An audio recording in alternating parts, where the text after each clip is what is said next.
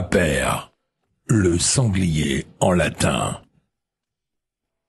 Aper, un vêtement à votre identité.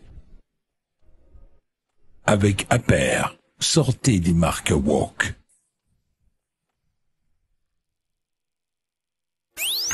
Ligne droite, vue de haut, Liselotte Dutreuil. Et tout de suite, on retrouve Charles d'Anjou, le président fondateur d'Omerta Media, pour parler de Koursk. En ce moment, l'actualité ukrainienne déchaîne les médias normaux avec ces déclarations de Vladimir Poutine sur l'utilisation d'armes, etc. Donc, on va faire le point avec Charles d'Anjou qui est sur place. Bonjour Charles d'Anjou, est-ce que vous nous entendez ? Bonjour Liselotte, oui, je vous entends très bien. Alors, merci beaucoup d'être avec nous depuis la Russie, si je ne m'abuse. Absolument.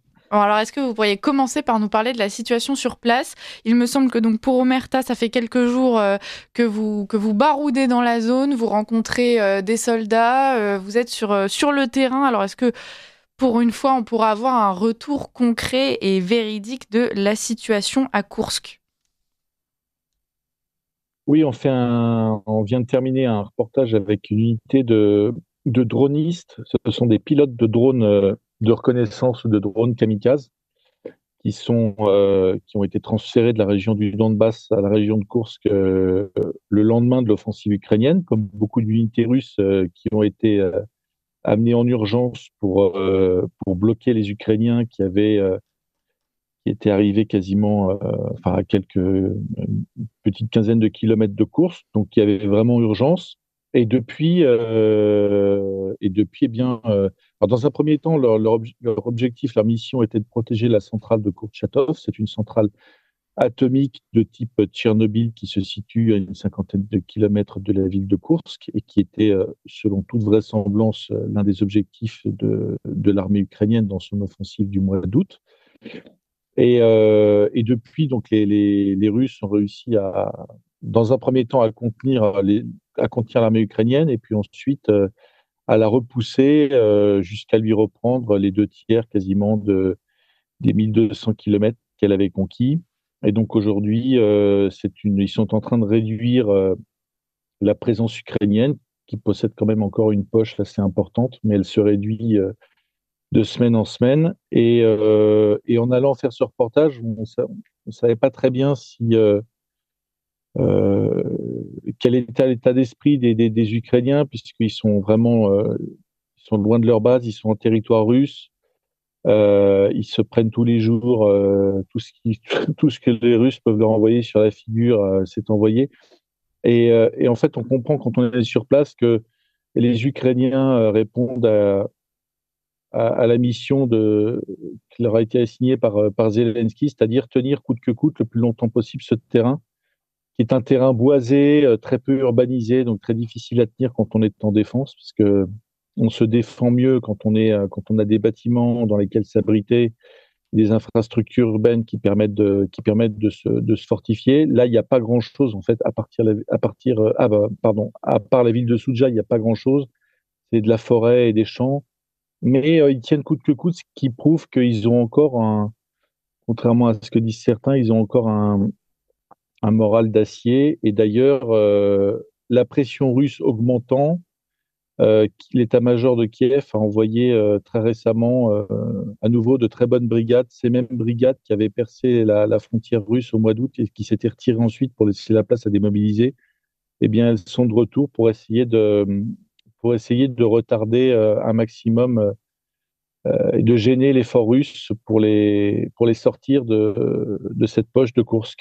Alors pourquoi justement Zelensky tient autant à cette poche de Koursk ? Vous avez dit, c'est essentiellement un terrain boisé, il n'y a pas grand-chose à part la ville de Soudzha, si je prononce bien.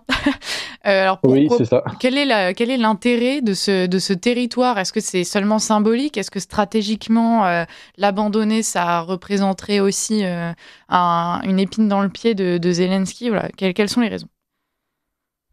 Alors, comme j'ai dit, dans un premier temps, l'objectif, je pense, c'était la centrale atomique, puisque les Russes ont, eux, pris une centrale atomique ukrainienne qui se situe à Zaporizhzhia, donc dans le sud du Donbass.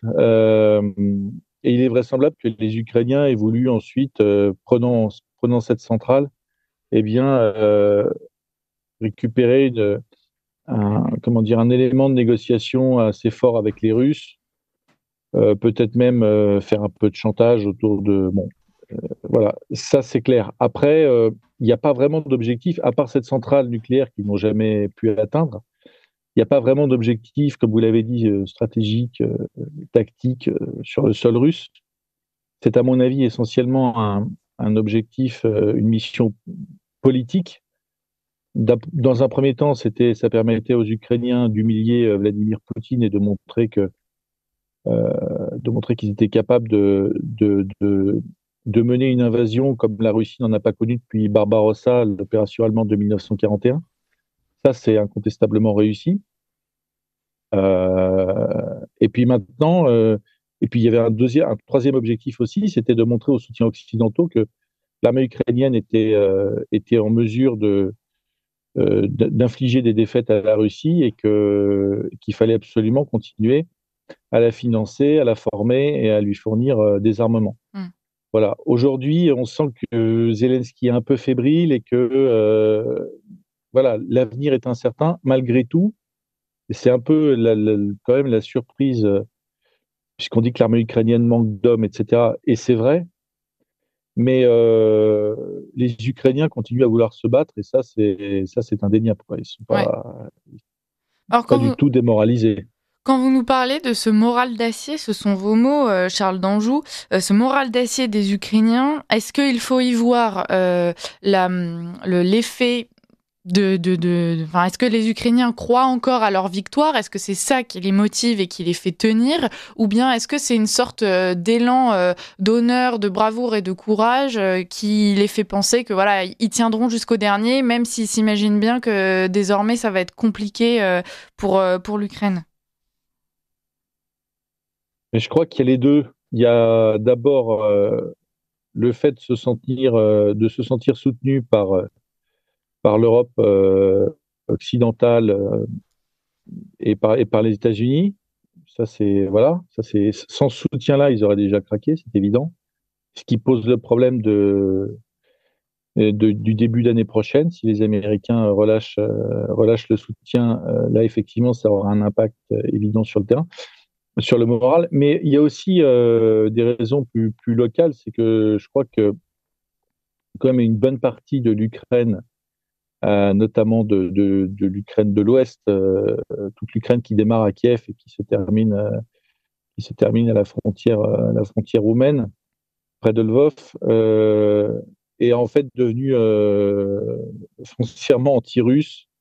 Et ils ont un logiciel nationaliste qui les replonge un peu dans la nostalgie de la Seconde Guerre mondiale, quand ils avaient pu se libérer de l'emprise soviétique, avec un narratif aussi qui, dans leur tête, je dirais, ils ont l'impression de se battre contre des Slaves, puisque les Russes sont Slaves en grande majorité, des Slaves, asiatisés, des Mongoloïdes. Et ça, c'est très, très présent dans le narratif, et dans la symbolique, dans tout ce qu'on peut voir pas seulement des brigades nationalistes ukrainiennes, mais je crois que maintenant, ça a imprégné quand même, même dans l'armée ukrainienne classique, il y a quand même un fond où ils sont convaincus d'être des Slaves purs et que les Russes sont des Mongoloïdes. Et donc, c'est un mélange de plein de choses. Mais force est de constater que pour s'accrocher comme ils le font dans la région de Soudzha, c'est qu'ils en ont les moyens techniques, militaires. Ils ont beaucoup, beaucoup de drones. Ça, on a pu le voir. Et ils ont aussi, il leur reste quand même une motivation qui est certaine et qui, même dans une région difficile où il est difficile de s'accrocher, il est difficile de se battre, où ils ont beaucoup de pertes, ils restent quand même très tenaces. Alors, on a l'impression que le regard, en tout cas de la France, mais peut-être le regard international, est en train de se détourner presque de l'Ukraine, puisque désormais, le sujet, ce n'est plus le conflit sur le sol ukrainien, c'est simplement Poutine. On peut lire dans toute la presse, Poutine menace de déclencher une guerre mondiale, Poutine teste de nouveaux missiles qui pourraient être des missiles nucléaires. Alors voilà, est-ce que pareil, vous pourriez nous en dire plus et peut-être déjà nous réexpliquer dans quel contexte s'inscrivent donc ces déclarations de Vladimir Poutine qui assure que la guerre pourrait donc devenir mondiale? En fait, les Ukrainiens ont reçu l'autorisation d'utiliser des missiles à moyenne portée sur le sol russe, mais dans un rayon qui dépasse ce qui leur était jusqu'à présent autorisé. C'est-à-dire que là, ils ont un rayon de plus de 300 km. Mm. Donc, ils peuvent frapper bien au-delà pas à Moscou, évidemment, c'est trop loin, mais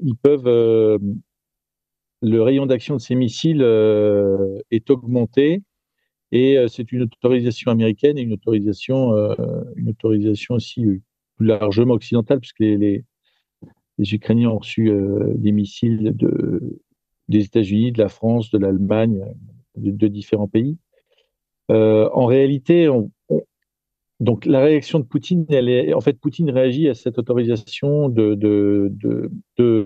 d'augmentation de la capacité de frappe ukrainienne. Mais au fond, et lui, donc, il parle de mondialisation du conflit, mais en fait, il n'est pas le seul à en parler, puisque on voit bien qu'il y a une montée côté occidental, côté russe, une espèce de tennis où à chaque frappe de balle, chacun monte d'un cran. Mais c'est autant Poutine que les Occidentaux, Ouais. puisque les Occidentaux, je lisais ce matin un article dans le Figaro de Jean-Noël Barrot, le ministre des Affaires étrangères français, et de son homologue britannique, qui font de la dépoutinisation leur priorité dans leurs tâches diplomatiques. On voit bien que au-delà de la guerre en Ukraine, en fait, maintenant, c'est l'opposition d'une partie du monde occidental, c'est-à-dire les Russes et l'Europe de l'Ouest, en gros, et les États-Unis. Quoique, peut-être qu'avec Trump, il y aura des changements significatifs. Mais voilà, on voit bien que maintenant, il y a au-delà des mots et puis d'une guerre qui est. Il y a un caractère mondial dans cette guerre, puisque les Occidentaux aident les Ukrainiens en leur fournissant de l'armement, des financements, des formateurs, etc. Et de l'autre côté, les Russes ont reçu le soutien technique, financier des Chinois et humain, surtout des Nord-Coréens, mais aussi de beaucoup d'autres nations. Là, quand nous étions, il y avait des Colombiens, il y avait des Africains, il y avait des Sri Lankais, il y avait des Chinois. Enfin voilà. Mm. Donc c'est une mondialisation du conflit à petite échelle, mais elle existe. Voilà. Mais plus profondément, de toute façon, c'est ce que Poutine a acté avec le lancement de cette guerre, la rupture d'une partie de l'Europe de l'Est, une partie du monde slave, avec l'Europe occidentale, l'Occident qui considère comme dégénéré. Ouais. On va revenir à toutes ces questions géopolitiques, Charles d'Anjou, mais avant cela, un détour justement par presque ces campagnes de communication, quel que soit le camp qu'on souhaite défendre, chers auditeurs, il faut néanmoins reconnaître qu'en l'occurrence, toute la presse présente aujourd'hui Poutine comme étant un fou furieux qui se serait réveillé un matin en voulant tester des missiles nucléaires. Personne ne parle justement de cette réaction, et qui dit réaction dit que ça arrive dans un second temps et que c'est une escalade finalement que chacun alimente. C'est pas la première fois qu'il y a des lignes rouges qui avaient été fixées par le Kremlin qui sont franchies. Alors est-ce que c'est la loi de la guerre? Est-ce que de toute façon toutes ces lignes rouges elles étaient vouées à être dépassées, puisque il faut bien le faire à un moment donné si on veut remporter le conflit? Ou bien est-ce qu'il y a quand même un jeu d'influence de la part des États-Unis qui vient s'immiscer là-dedans et qui alimente malgré tout l'embrasement de la zone, Charles d'Anjou? Pour moi, c'est un peu inévitable. C'est-à-dire qu'aujourd'hui, on est un peu, enfin, avec l'élection de Donald Trump, l'élection de Kamala Harris aurait, je pense, finalement simplifié les choses, que les Russes savent à quoi s'attendre, savaient à quoi s'attendre avec elle, les Ukrainiens aussi. On voit que Biden, d'ailleurs, accélère les livraisons, y compris de mines antipersonnelles, qui peuvent causer beaucoup de dégâts dans la population civile, là, tant qu'il le peut encore. Et l'élection de Trump vient un peu bouleverser tout ça, c'est-à-dire que les deux camps sont dans l'expectative.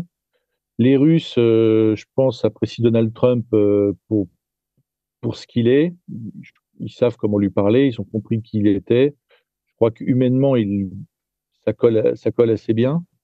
Les déclarations durant sa campagne, et là, ces dernières déclarations, celles d'Elon Musk, du fils de Donald Trump, etc., collent assez bien avec ce qu'il voudrait faire. On voit qu'il y a un dialogue qui est possible.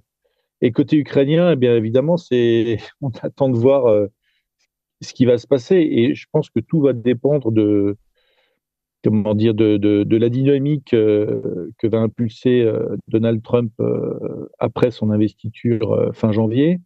Et de ça va un peu dépendre le sort de la guerre. Moi, ce que je peux dire, c'est que, enfin, je l'ai déjà dit d'ailleurs, c'est que les Ukrainiens, pour le moment, de ce qu'on a pu en voir, euh, ne lâchent pas facilement et que les Russes n'ont aucune envie de s'arrêter. Mm.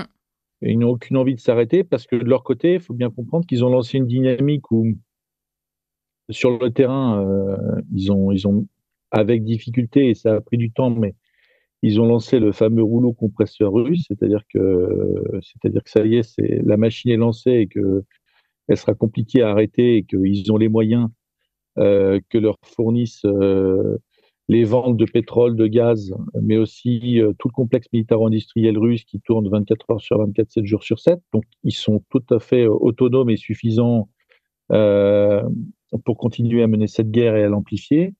Et puis, de l'autre côté aussi, voilà, il a entamé, on l'a vu avec le sommet des BRICS il y a un mois, il a entamé quand même cette guerre a quand même changé le monde. Pour la première fois, et les Russes sont en première ligne, une bonne partie des pays de la planète qui contestaient l'hégémonie américaine occidentale, notamment ces valeurs LGBT, tout ça, les valeurs entre guillemets morales que l'Occident essaye d'imposer un peu partout dans le monde, eh bien là, pour la première fois, avec les Russes, ils peuvent relever la tête et commencer à dire non. Donc ça, c'est au-delà de la guerre en Ukraine, c'est un changement qui à mon avis, qu'on pourra observer encore dans les prochaines années, voire peut-être, ce sera peut-être plus long d'ailleurs, mais c'est un changement de fond à mon sens. Mm. Et je crois que au vu des déclarations de Jean-Noël Barrot, là, le ministre des Affaires étrangères français, je crois qu'on n'a pas encore bien saisi ce que ça impliquait. Euh, et voilà, il y a évidemment une fracture idéologique dans ce nouveau monde, et la guerre en Ukraine en est aujourd'hui l'épicentre. Mm. Vous dites qu'on n'a pas encore vraiment saisi ce qui était en train de se passer. Est-ce que vous pourriez développer Je mets ça justement, ça fait résonance à toutes les déclarations qu'on a pu entendre sur les différents plateaux télévision de France. On entend des chroniqueurs qui expliquent que désormais, il faut augmenter le budget de l'armée. Alors ça, on peut être d'accord. On peut être d'accord avec cette mesure, mais ce serait pour pouvoir faire la guerre à la Russie directement qu'il faut se préparer justement à une guerre physique. Est-ce que vraiment il faut se préparer? Est-ce qu'on est en train d'alimenter le conflit? Comment est-ce qu'on se positionne pour le moment? Et en quoi, justement, on n'a pas saisi la mesure de ce qui était en train de se passer, Charles Danjou? Mais je pense que le risque pour les Européens qui ont décidé par tous les moyens de faire tomber Vladimir Poutine, qui disait malade, cancéreux, peut-être victime d'un coup d'État, etc. Tout ça, on l'a entendu il y a un an et demi, 2 ans sur les plateaux de télévision des chaînes mainstream. Aujourd'hui, pour continuer à vendre la guerre, comme dirait notre ami Pierre Conessa, eh bien, il faut trouver un narratif. Le narratif, c'est d'expliquer que la guerre devient mondiale et qu'on va entrer en conflit avec la Russie, ce qui est faux, ce qui est grotesque. Mais il faut bien trouver des éléments de langage nouveaux pour continuer à expliquer que si Donald Trump arrête ou diminue le soutien à l'Ukraine, il va falloir que les Européens et les Français payent plus et fournissent plus d'armement. Mm. Tout ça, à chaque fois, c'est le même procédé. Il y a quelques mois de préparation psychologique, donc défi sur les plateaux de télévision des gens qui vous expliquent que les Russes vont débarquer à Paris et qu'il faut reprendre les armes. Ce qui est grotesque pour plusieurs raisons. D'abord parce que je crois que les Russes n'ont aucun. D'abord parce qu'il y a la dissuasion nucléaire et que les Russes savent très bien. Enfin, je veux dire, l'arme nucléaire a changé le paradigme des relations internationales et c'est évidemment totalement exclu que deux puissances nucléaires se fassent la guerre directement sur le sol de l'une ou de l'autre. Deuxièmement, c'est grotesque parce que Euh, parce que la France n'en a pas les moyens financiers, n'en a pas les Mm. moyens industriels. On n'est pas capable de produire déjà des obus quasiment pour notre propre consommation. Donc, on a évidemment 10 trains de retard pour remonter l'appareil industriel de défense. Et puis c'est grotesque parce que qu'est-ce que vous allez faire en France? J'aimerais bien savoir comment on va mobiliser les jeunes Français pour aller leur faire la guerre. C'est totalement impossible. On voit déjà qu'une mobilisation en Ukraine ou en Russie, ça se passe pas forcément toujours bien. En ce moment, là, en Russie, il n'y en a eu qu'une, mais là, en Ukraine, elle est permanente et on voit des images d'Ukrainiens qui sont raflés dans des concerts chez eux, dans la rue, etc. Donc, c'est pas évident. Donc, imaginez ce que ça donnera en France s'il Ouais. fallait mobiliser les jeunes Français. Et puis, l'armée française, faut dire aussi, l'armée française a fait des guerres contre le terrorisme, fait des opérations antiterroristes de plus ou moins grande envergure, que ce soit en Afghanistan, au Sahel depuis 20 ans, mais elle n'a aucune expérience de guerre de haute intensité.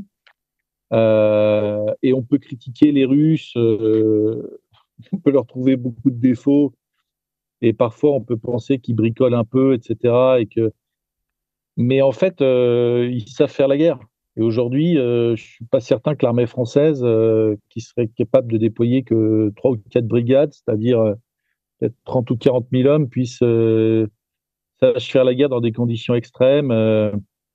L'armée française a des qualités, mais on voit bien que dans le secteur des drones, de l'artillerie, de la guerre de tranchées, etc., on est complètement à côté de la plaque. Et c'est ce que disent d'ailleurs on a du retard, en fait. On pourrait travailler, on pourrait acquérir les compétences, mais on a beaucoup de retard. Et c'est ce que disent les Ukrainiens, d'ailleurs, quand les Ukrainiens viennent se former en France. Là, il y a la brigade Anne de Kiev qui est partie il y a une semaine rejoindre l'Ukraine. Et en fait, les Ukrainiens disent, mais qu'est-ce que nous apprennent les Français? Pas grand-chose. C'est plutôt nous qui devrions leur apprendre, parce que c'est vrai que cette guerre n'a aucun équivalent depuis la fin de la Seconde Guerre mondiale. Ouais.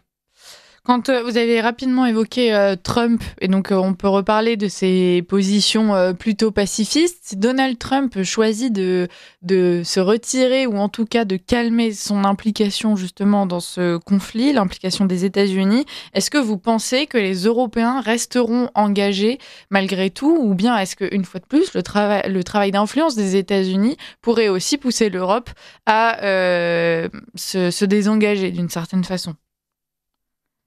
Alors ça, c'est une excellente question, et c'est ce qu'il faut observer en ce moment.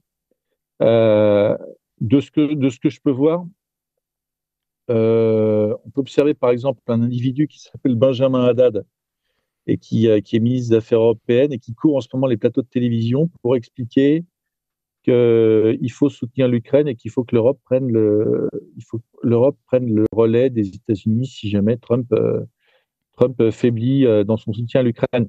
Tous ces gens étaient d'ailleurs farouchement anti-Trump pendant la campagne présidentielle américaine. Donc aujourd'hui, ils sont dans l'urgence parce que leur plan ne s'est pas réalisé, Kamala Harris n'a pas été élue, et ils doivent trouver des solutions pour continuer cette guerre en Ukraine. Et pourquoi continuer cette guerre en Ukraine? C'est-à-dire que les Européens sont en train de devenir plus radicaux que ne l'était l'administration Biden.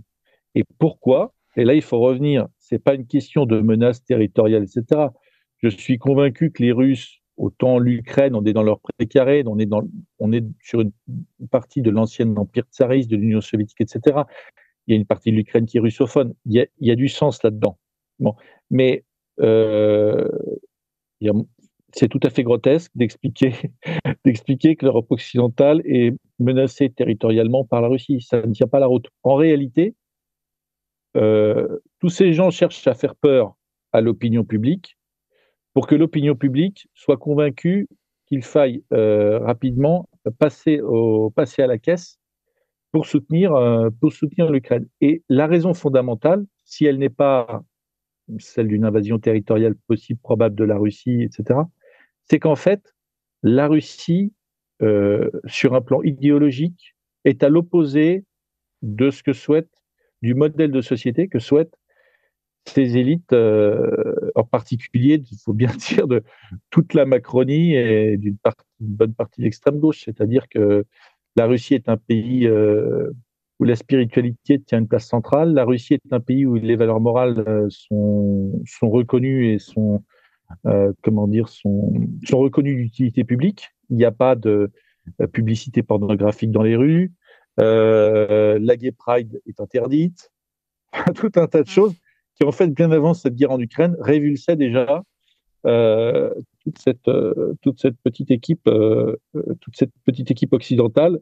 Voilà, la Russie est l'anti-modèle de société occidentale qu'il faut abattre. Et là, avec la guerre en Ukraine, c'était le moyen, pensait-il au départ, parce qu'il pensait que la Russie s'effondrerait, de dégager Poutine et de pouvoir libéraliser, et de pouvoir changer la Russie. En réalité, c'est exactement l'inverse qui s'est passé, c'est-à-dire que les Russes sont entrés en guerre idéologique contre une partie de l'Europe occidentale, contre les élites occidentales. Voilà ce qui s'est passé. Ouais. Donc aujourd'hui, ils sont dans l'urgence et eh bien, ils font avec ce qu'ils peuvent faire, c'est-à-dire essayer de manipuler l'opinion pour essayer de financer et d'aider l'Ukraine.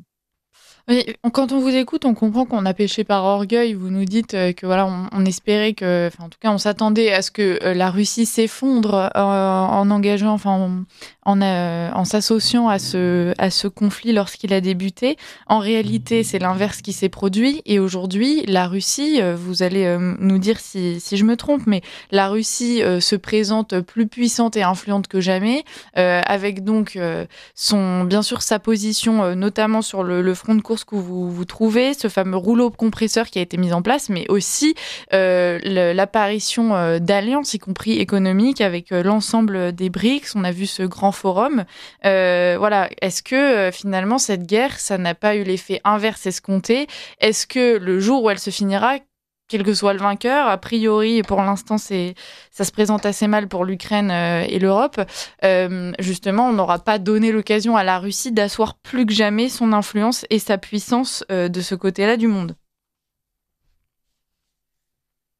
Oui, absolument. Alors, en Russie, tout n'est pas rose non plus. Il y a je veux dire, les Russes résistent très bien aux conséquences de cette guerre. Ils ont réussi à contourner les sanctions, etc. Ceci étant, il y a de l'inflation. Tout n'est pas, voilà, il y a un manque de main-d'œuvre, évidemment. Donc, tout n'est pas rose. Mais effectivement, les Russes, actant la rupture avec le monde occidental, se sont engagés pleinement dans de nouvelles alliances, notamment avec la Chine, mais pas que d'ailleurs, avec beaucoup de pays du Moyen-Orient, notamment l'Arabie Saoudite. Ils ont développé de nouvelles alliances, ils ont trouvé de nouveaux débouchés pour leur gaz et pour leur pétrole. Voilà, je pense que, parce que les Russes, puisque Vladimir Poutine est au pouvoir depuis 2000, les Russes regardent le temps long.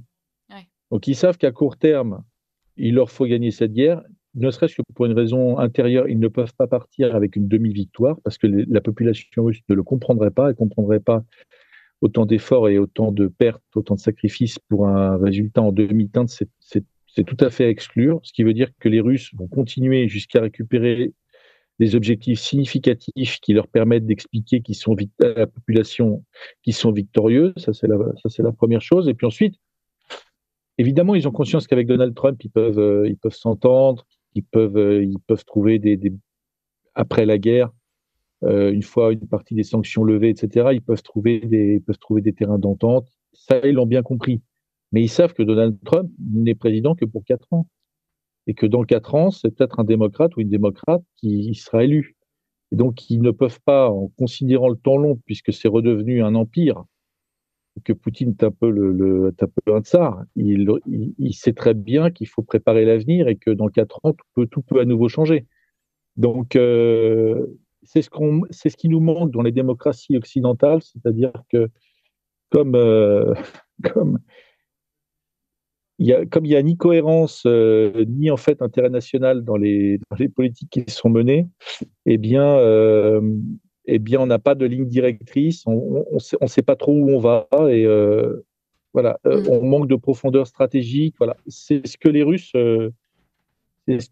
eux ont par contre. Et puis ensuite, quand je voyais Emmanuel Macron dans sa tournée en Amérique du Sud qui dit du président argentin avant d'atterrir à Buenos Aires, qui le compare à un Trump de la Pampa. Je veux dire, tout le monde rigole en fait. Enfin, on n'a pas encore totalement conscience à quel point ce président et ses ministres nous ont ridiculisés et ont abaissé l'image de la France et l'influence de la France dans le monde. Contrairement aux Russes. Il y aurait encore beaucoup à dire, Charles d'Anjou, mais l'entretien touche à sa fin. De toute façon, on imagine que vous avez encore un programme très chargé, puisqu'on le rappelle, vous nous avez offert cet entretien depuis justement la Russie, et puis vous êtes dans la région de Koursk. On vous souhaite bon courage pour la suite de votre périple, et puis surtout, chers auditeurs, je vous invite à retrouver le reportage qu'Omerta vous propose sur son site internet ou sur sa chaîne YouTube, justement sur ce fameux front de Koursk. Voilà, Charles d'Anjou et Régis Le Sommier ont l'habitude d'aller sur le terrain. Une fois n'est pas coutume, donc allez-y, regardez tout ça, et puis Charles d'Anjou, de toute façon, vous retrouvera très bientôt. Merci d'avoir été avec nous ce matin.